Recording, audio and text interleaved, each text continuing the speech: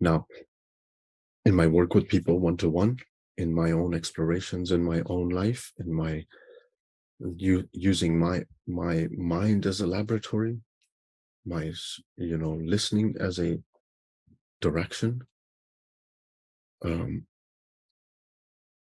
that space of love changes us in a good way. It brings us back to our natural state. It brings us back to our natural state of receiving, just receiving. And you receive wisdom drop by drop, little by little at a time. Simple common sense. And it cleans you out. It cleans up all the contamination. It cleans up the psychology. You don't have to figure out anything. You don't have to figure out how to make money. You don't have to figure out your anxieties. You don't have to identify what you're insecure about. You don't have to explore your biggest fears. You don't have to do anything because it will take care of you. Because what it does is that it lifts us on another level of consciousness, 1 degree higher level of consciousness than we are used to operating in. And with that higher level of consciousness comes in a new order of knowledge available to us, a new logic,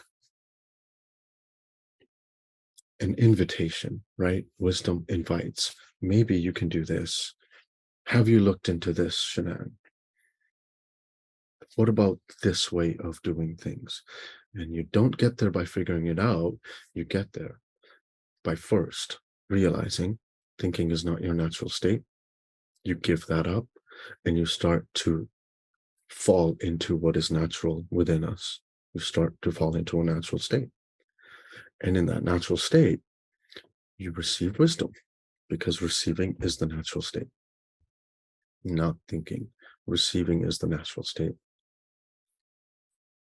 If you want to experiment with this, all you got to do is consider what I've said, everything here.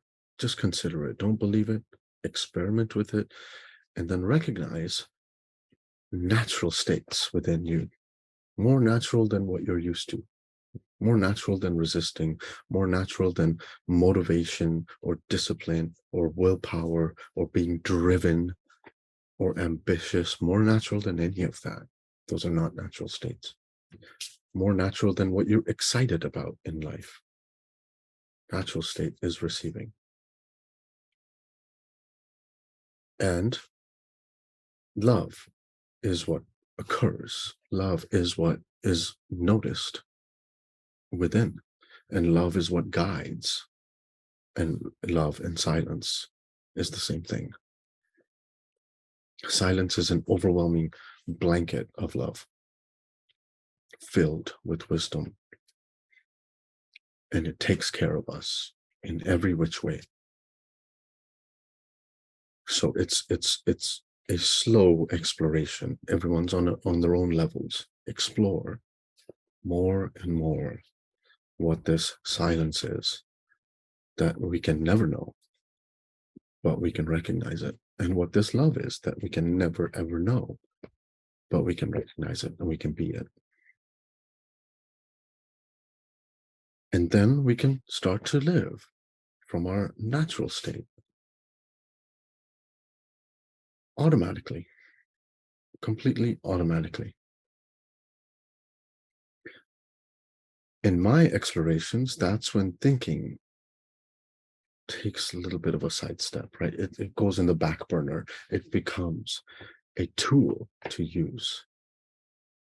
I wake up, I want to brush my teeth. I'm going to use thought to come downstairs, to grab my toothbrush, to put toothpaste on. I'm using thought. Great. The moment thought uses me, I'm not going to enjoy brushing my teeth, or I'm going to have meaning about it, or I don't like it, or why do I have to do this every day for 40 years? Why not just once every 10 years? All that, garbage thinking comes into place when thinking starts using me. But if I'm using thinking, it's all good. Replace brushing teeth with whatever you're up to that you're resisting in life. because it applies to all things. Why do I have to keep learning about this? Or how come making money is so difficult? Or why do I have problems in my relationship? Or how come I can't figure out my health? That's you complaining about brushing your teeth. That's you in your thinking. That's you out of your natural state.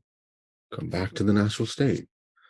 And all you want to do right now, all I would invite anybody to do is to explore what feels natural within themselves, that is in the silence, not what feels natural while you're doing an activity, not that kind of natural, not what feels natural because you're used to it and it's a practice, not that kind of natural beyond who you are as a person, natural in the sense of who you really are as the inner impersonal truth. And there is a significant difference in feeling that natural state. That natural state is actually who we are and what we are. That is, it's never found within us. It is like listening to a radio. This is an analogy that's used often by many people. You listen to a radio and you can get a lot of information by the announcer in the radio. You can get the weather, you can get the traffic, you can get the news of in the world, you can get the sports scores. He can even describe to you how Messi scored the goal and what jersey he was wearing and what the crowd did and how they went wild.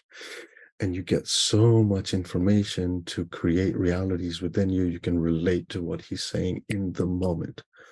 But there is no announcer in that radio. Doesn't exist.